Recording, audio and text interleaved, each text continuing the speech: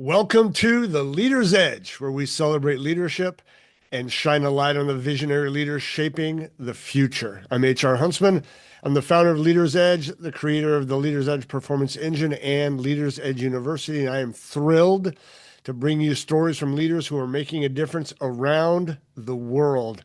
In each and every episode, we champion the innovative strategies, courageous decisions, and inspiring journeys of those who lead with purpose and passion. So, whether you're looking to refine your leadership skills or you simply want to be inspired, my friend, you are in the right place. Today's guest is someone who embodies resilience, authenticity, and the relentless pursuit of freedom. Marta Czajkowska grew up in communist Poland, where the dream of climbing Yosemite's legendary El Capitan became the spark that ignited a lifelong journey of adventure. For more than 25 years, she's hung from granite walls, trekked to the remote corners of the globe, and stared down both the exhilaration and the peril that comes from living on the edge. But listen, Marta's story isn't just about mountains, it's about transformation.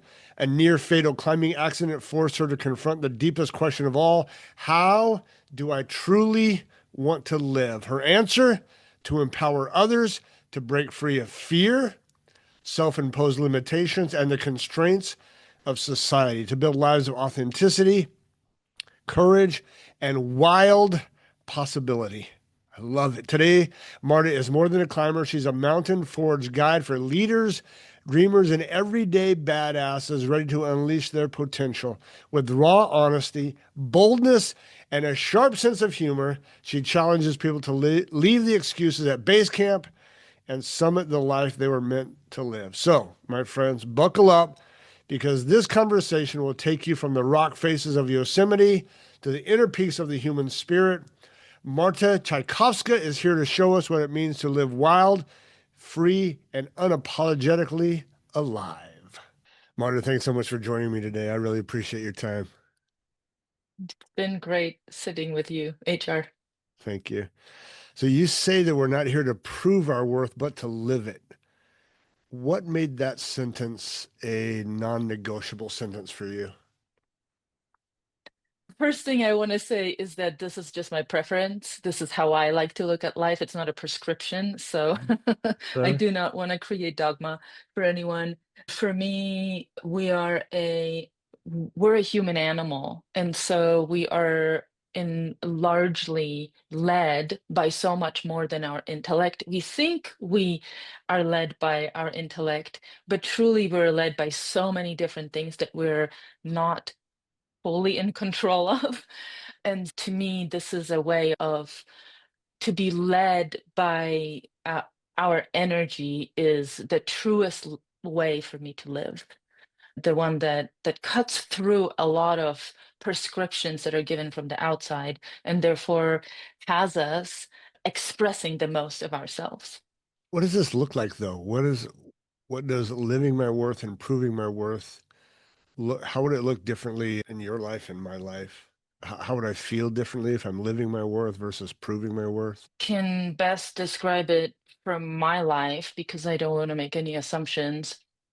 And I don't want to make anyone wrong for living however they are, but I know for me that whenever I come in with trying to follow someone else's prescription or fulfill something that I feel like is needed of me, and I've done a lot of this in my life. I was born in a family that I acquired a strategy of making sure everybody's fine and I do all the things well so that nobody's going to blow up, nothing's going to fall apart, right? So, as many of us, I was conditioned into doing the right thing that looked good from the outside. And I would say the 40 years of my life, I've been detoxing from it and listening deeply and going, no, what is it that's really coming through? And when I do listen to that, my life is just more functional, straight up. Things work out better because I am not shrinking, I am not stopping my life force, and instead I am letting what is in me, the fire in me, go out and transform the world. So how did you get here? I know you had a serious accident. You had what you call this bathroom floor incident experience. Tell us how you got here. That one will make people want to read the book, Yeah, right? and we'll get to the book in a second for sure. A few different things, major things that happened in my life. One was growing up in a family where I decided to make sure that I put everything together. It is my job to make sure people are okay. That's Yeah, I right. learned that at 2, right? At 2, I'm just showing a little person, but and then I was super lucky around 15 where I discovered rock climbing that then shaped the rest of my life. I discovered it and I said yes to it.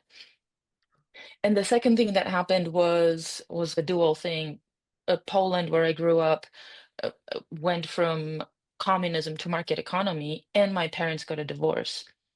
And I was like, oh, nobody's like what everybody says is the truth, is the way, is what is not true. And I saw it Interesting. unfold in front of my eyes. And so that gave me the out going, oh, if you guys are not gonna uphold to what you said is true, then sure, I don't need to. That means I get to do whatever I want. So I had the out. Uh, And that out took me on a big journey of just following whatever I wanted. And that a lot of it looked like, especially in the early ages, like disregarding the societal standards of go and get a career, go and do this. And I was like, that's all made up. I'm just gonna go here and climb rocks and do what I want. I did that for many years. And then I realized that there is an emptiness in this. It really, that what started as this freedom thing actually pigeonholed me into I'm just doing whatever I want to do. And there was a moment where it didn't feel good anymore. And this is where I knew deeply that I wanted to commit my life into helping others discover the freedom that will make them feel a certain way, a yeah. joy, enjoyment, curiosity, love for their life, so that they can go and apply their gifts into the world. So I knew that, but I didn't yet know how I was going to do that. And that's a whole different story. Was this a gradual, and you didn't get to the accident or the bathroom experience either? Was this a gradual maturity out of this self-centered self-expression into realizing, wait, I have purpose for impact, I have meaning for helping others? Or was there like this light bulb moment where you went, holy crap, this isn't about just me climbing rocks. I can give back to the world. Mhm. Yeah, for me, the biggest thing, and maybe some of the listeners will relate to this, the biggest barrier to this was that I didn't think that what I represented was good, just in very simple terms, that there wasn't anything that I could contribute. And to me, that was a big breakthrough. And this had to do with my accident where when I fell and I broke my back, and I had many hours in the car thinking about what that might mean to my life. And I realized, you know what? I'm done deciding, I'm done camping out of I am not here to bring value to the world. I am going to challenge this construct that was given to me, right? It was given to many women and many men as well, that you're not special. Like you got nothing to give. Get in line and do the thing, right? And I was like, okay, I'm done. I almost died here. What do I have to lose? If I was gonna to live truly, Yeah. this would be the way I wanted to live. And was that the switch from this self-centered, I'm going to do whatever I want lifestyle to I'm going to use my life to the benefit of others? Was it that back-breaking incident where you said, I can't just live just for myself? That's the emptiness, right? Was that the emptiness for you? Yeah, that was the emptiness, but the big, I don't want to make it overly simplistic because I don't want to say that living for others is better. It's where we are in the moment, where we are in our emotional evolution. That's where we need to be. So for some reason, I needed to go and detox from the whole thing for so many years. And then as I work that into my nervous system. And I was like, I know how to experience freedom. I know how to be resilient. I know how to do the hard thing. I know how to be on the edge of my comfort zone. I know all of these things. I have actually gathered a toolkit to bring back to the village. And my book just came out, and I was talking to my sister, and I can't, it's so incredible to me how much awareness you have of your emotions that happened, but also how you're not blaming anyone and how at peace you are. And I said, that's what took the time. Maturing into this, that's what took the time. Let's talk Yeah. about the book. You mentioned it. Obviously, I was going to get to it. Masters of Badassery. So tell us how you got to be an author. What made you want to put this journey on paper, these lessons on paper for us to read, listen to, etc.? How'd you get there? I've been sitting on I have all these crazy amazing climbing stories that happen in my life. Magic, international travel, huge peaks, incredible people. This all happened in my life. And I knew I wanted to share these stories. And that it's been like a decade. I'm like, I want to share these stories. And it was just that voice. And then in January, it's funny, in January this year, I took a bit of an inventory and I was like, I've been talking about writing a book for years. I'm done talking about it. I'm writing a book. The book is coming out. I remember September, January like 5th, I told my friend, you will have my book in September. You will have a printed copy of my book in September. But I didn't know what I was writing about. I knew I had some stories, and I was literally in my backyard planting some trees. We had to cut some trees out, and I'm like, I'm going to replant trees. So I'm out there in the hole digging, and it came to me what the book's going to be about. I'm like, oh my God, I am like, I saw how the pieces came together. And so the book is for everyone that's sitting on a desire and a life force but convincing themselves that it's not worth following, that you don't have what it takes to be successful, or that the world doesn't need it. Because this is where I was so for so many years, and we write always for For for the us. past for us. Yeah. And so when I had that insight in the whole, that was it. I was like, oh my God, I know what I'm doing. And I sat down. I had some client trips in January and February, and in March I sat down and so March, April, end of May, I had a written book. I submitted my manuscript to my editor and I was like, okay, I was really sitting on this. It was ripe and ready. I just didn't know. Give us the gist of it. Masters of Badassery. Are you telling stories about people who climb your own journey? Us? Are you telling us we can tap into some of this? What's the premise here? Yeah. The book has three parts. Part one is me telling my story. This is me going back to my childhood and different things that happened. It also echoes, however, this is how life is, right? We don't just experience something and then know how to do better and then we never experience it again. Things in our lives echo. So the same pattern will show up many different times. And so I didn't want to show a journey of healing and becoming more self-aware to be a linear journey. So part one shows my journey, but in the ways of, I call them roots and echoes. So there's roots, how something got established, and then how it showed up in my life when I was 20, 30, and so on. Then in part two, I go into a methodology. I've been coaching for 7 years now, and so I distilled the things that I work on with my clients, and I put all that in part two. So effectively, part two also became a year-long program for people.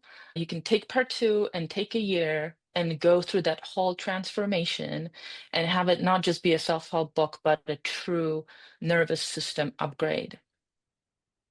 And that's also full of stories. As I said, I had all these stories I wanted to put into illustrate how this really happens in life.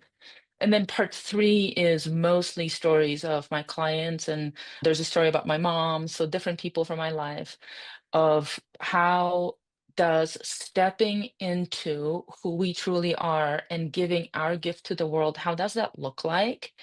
I really wanted to make sure that I don't glorify financial success or external success, but showing what is, if you follow what's important to you, what might that look like? And for one of my clients that I took on the international journey, that looked like not getting to the summit. So we might think, oh, she got to the summit, she got what she needed, but it actually didn't happen. Something else happened though, and you will have to read the book to find out. Now, what I know about you is that you weave wilderness exploration and challenges into your coaching. How does now I spent quite a bit of time, maybe not like you, but I've climbed Rainier 8 times, Kilimanjaro once, done 500-mile solo backpacking trip. So I'm a wilderness boy. How do you leverage the wilderness in helping your clients get to know themselves better? Oh, yeah. So as because you did all this stuff, and I don't think more is better or whatever, or higher is better or whatever. You have had the experience of it. And I guess what I immediately thought of is we don't leverage it. My only job truly happens in the process of enrolling someone and saying, "Hey, give it a shot. Go and put yourself there." I just did a trip. I climbed Half Dome with two guys, incredibly successful people with enormous amount of responsibility in the world. Like when I heard what they deal with, I was like, oh my God, that's a lot of responsibility. So we went to climb a mountain. We went to climb Half Dome. And as I was listening to them tell me about their work and designing the trip, I thought, let's make it slow, right? Let's not get them to the top and down because they know how to do this. They know how to achieve the thing and be like, yeah, I did it, right? So I'm like, no, we're going to do it in 3 days. And we worked in a lot of time of which turned out to be the most sacred time of us actually sitting by the river. We had a water pump that took quite a bit of time to pump the water. And so I would just be like, hey, let's go pump water. And we'd spend 2 hours. Oh my goodness. There's these guys who have to make financial decisions about millions of dollars. And here they are pumping water, going, oh my God, I needed it so much. What do you think that does to those high-powered executives that play in boardrooms and run companies? And what do you think happens inside of us when we get out in the wilderness and just are forced to slow down? We maybe do things that are uncomfortable or not normal for us. What happens to us psychologically, emotionally, physiologically? Yeah, we see this every single time I see this, and it's the same that I think our nervous system, we're mirroring creatures. So when we put ourselves in an environment that's in a certain way, such as New York City traffic, our nervous system will mirror what's happening in there, right? And then we get used to it, then we call it normal. And I don't want to make that wrong. It's Yeah, not wrong. It's also part of the world we live in. sure. It just so happens that when we go and pump water for 2 hours, we end up looking at how the water flows and start staring at the little bit of a sun ray on the little wave and the leaf. And we start breathing and mirroring that.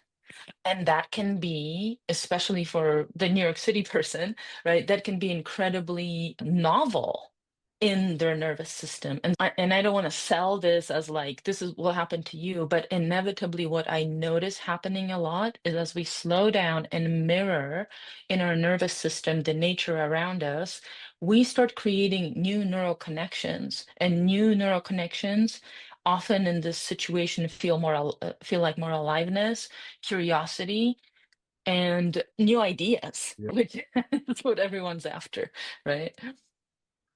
I'm taking a bunch of my clients on a whitewater rafting trip next summer. I've taken quite a few on backpacking trips, just little 30-mile, 3-day trips.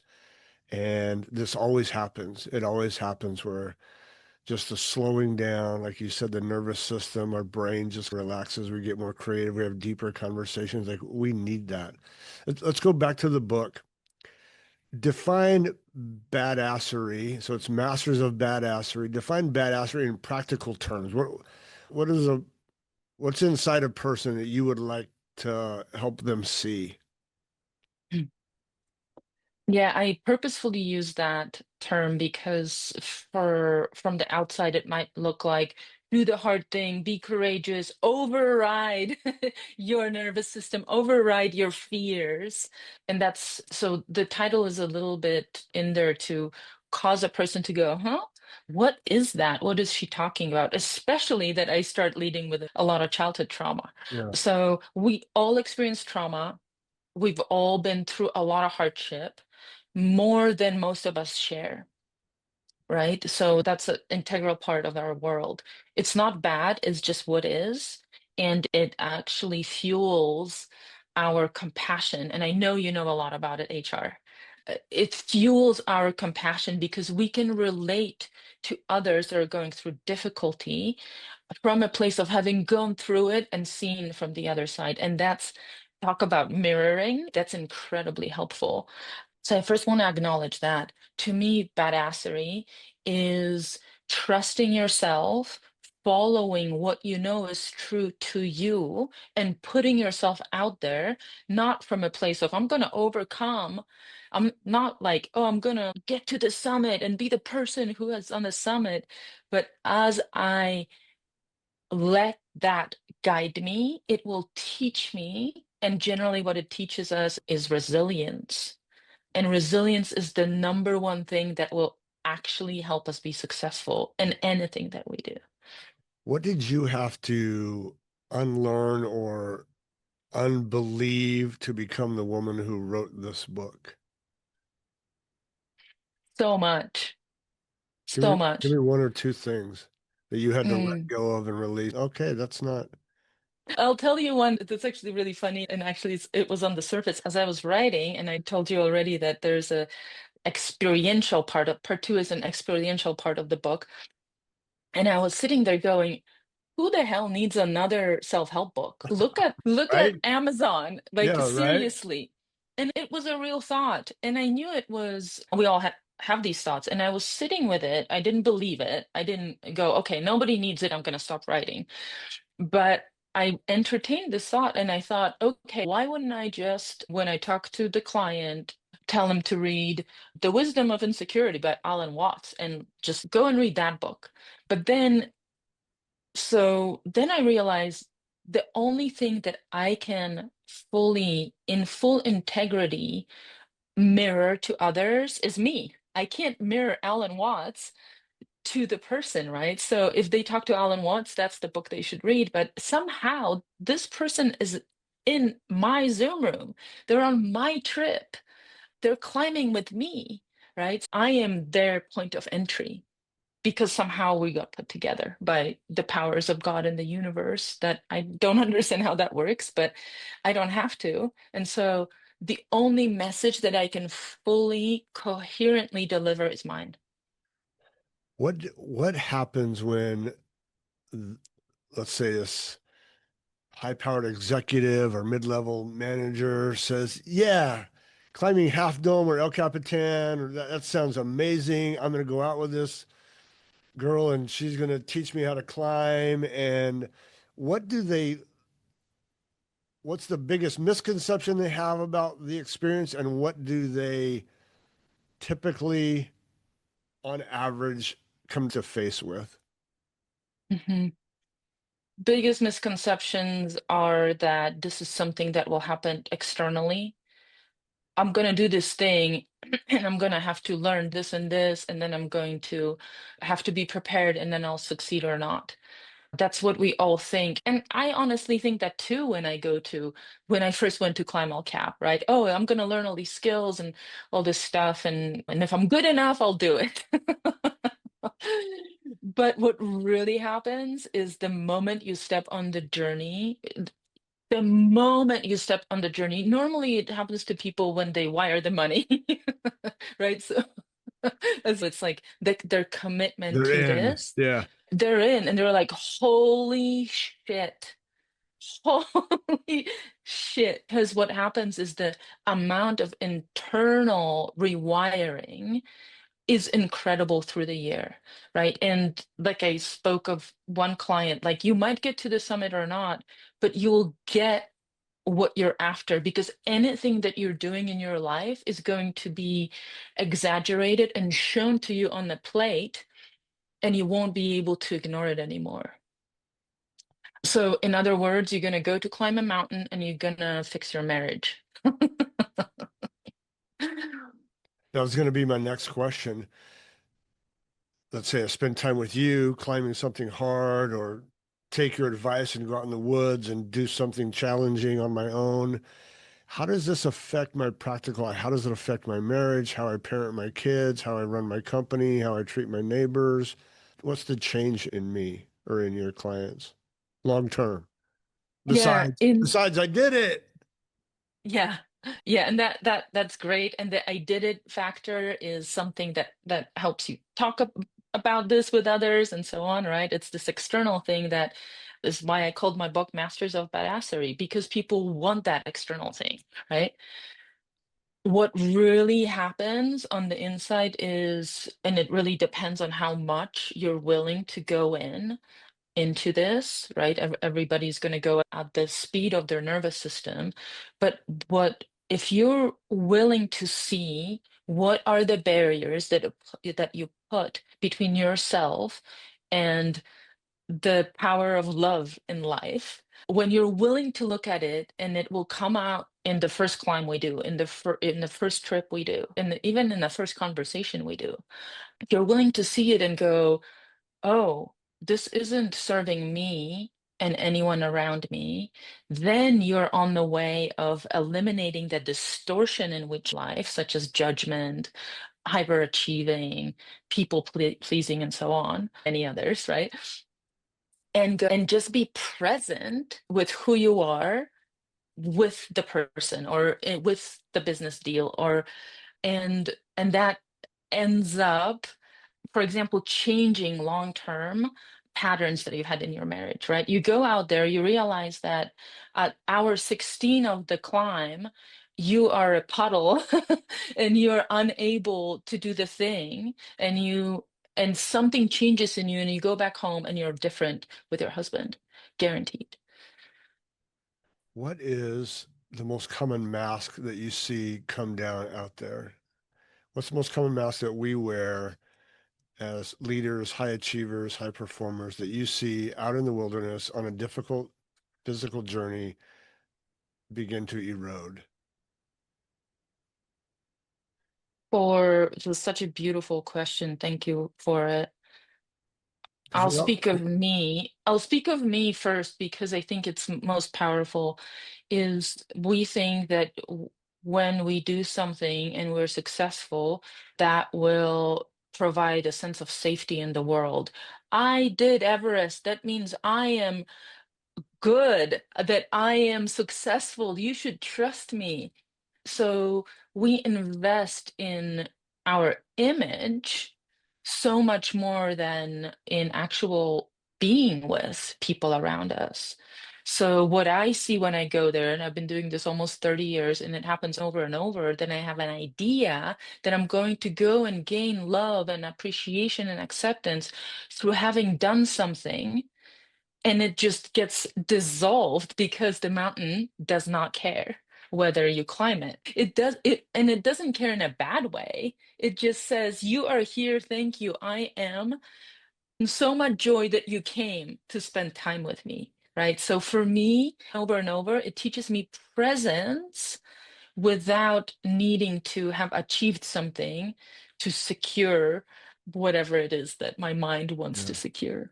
Here's how I've said it to others. Now, I'm certainly not on your level, but I've climbed Rainier 8 times. I've led 46 people up to the summit of Rainier. And about the fourth or fifth climb, someone asked me, why do you keep, I have a real job. I'm building companies. This isn't my job. Why do you keep climbing Rainier? You've been to the summit. You know, you've been to the summit. And I said, I don't climb Rainier to see the summit. I climb Rainier to discover who I am in the climb. So when I first climbed Rainier, it was about the summit. It was about saying I stood on the roof of Washington. Then it became I discovering who I am, resilient, hard things, more primal. I get to just not be responsible for a million other things. I get to just focus on this next step up the mountain that Is that what you're saying? You discover who you are in the climb or whatever the thing is that you're doing?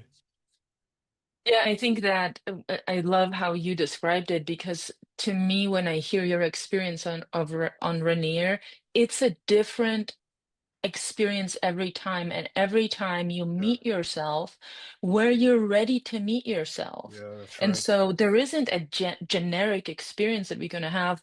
You're not going to get what you came for, but you're going to get what you need Yeah, in the moment. that's good. So let's say someone that they don't have the inclination to climb El Cap, they're not going to climb Rainier. What are some baby steps into badassery that people can take to just kind of get started in discovering this part of themselves that may not even know exists?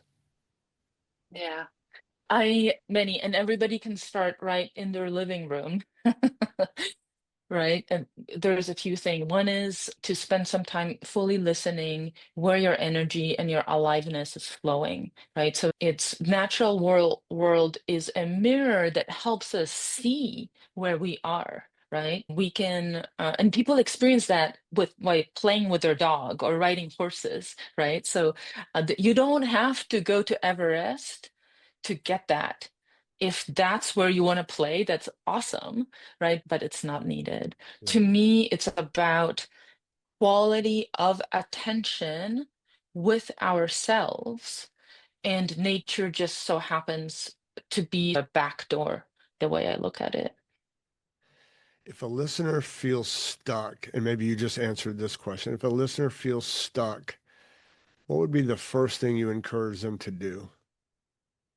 They're stuck in life, they're stuck in their thinking, they're in a routine, they're in a rut, life is boring, all the things.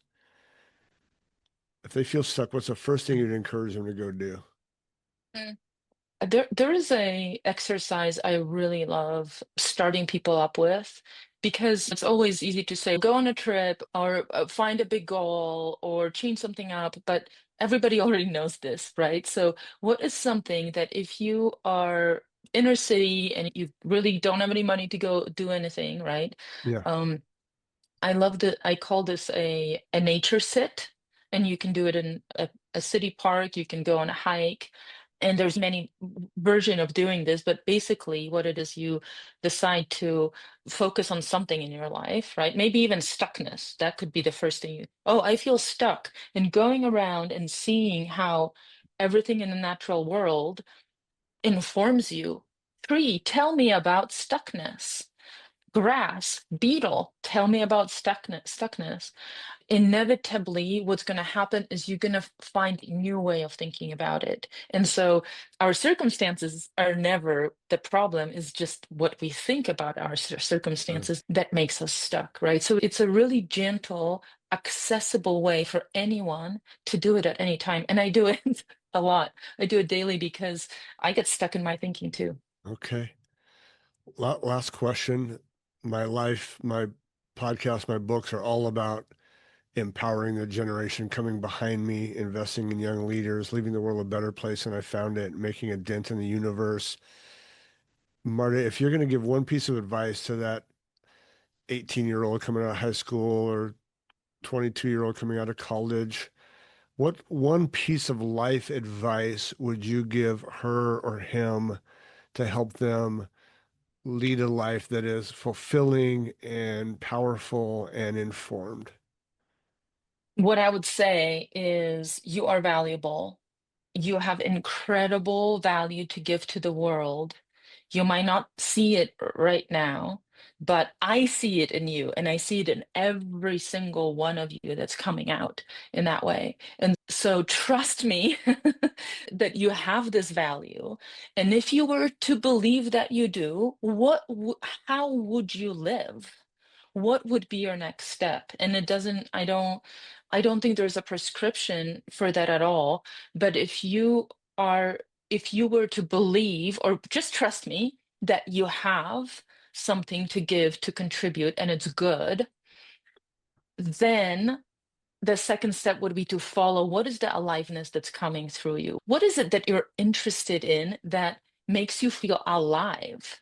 And just follow that. And if you do these two things, you can't go wrong. You will become a powerful leader, and you'll be take big part of changing the world the way we, HR, you and I see the world developing into this thing, and every one of you can be part of it. Marta, thank you so much for your time. Masters of Badassery is the book. I know it's going to be awesome. You're going to touch many lives. I appreciate your time. Thank you for your insights. I can't wait to follow your journey even more. I've known you for a few years now. I'm honored to have you as a friend, and I wish you the very best, my friend. Thank you for being on the show. So fun, and thank you for everything you do, HR. That's it for today's show. Thank you for joining us on The Leader's Edge. I hope today's conversation inspired you to lead with even greater purpose and impact. Here are my big three takeaways from my conversation with Marta. Number one, she has a huge belief, and I agree with this, a huge belief in human potential. I've said it before, I'll say it again.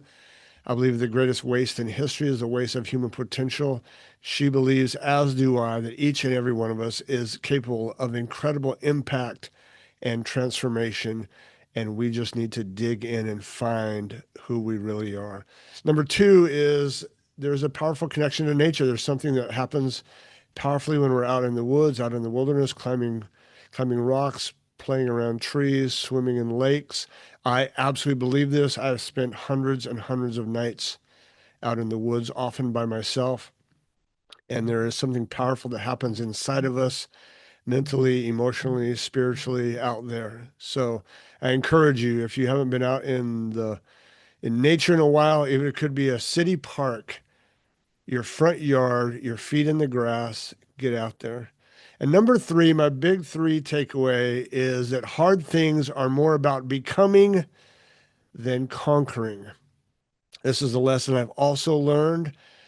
I used to, in my younger years, want to do hard things so I could conquer them. And I realized that they helped me become a better version of myself. So hard things are good for us, not just for conquering, but for transformation. Great stuff from Marta. Listen, if you enjoyed this episode, don't forget to subscribe, rate, and review. I'd love a 5-star review on your favorite podcast platform. Your feedback helps us reach more leaders like you, and that's the point of this podcast, is to help transform a leadership culture where we are investing in those coming behind us and investing in each other. Stay connected with us on social media for behind-the-scenes content, leadership insights, and updates on future episodes. Check us out at yourleadersedge.com and follow us at Leaders Ed Podcast on all major platforms. So until next time, keep pushing boundaries, keep leading at the edge. I'm HR Huntsman, and I'll see you soon.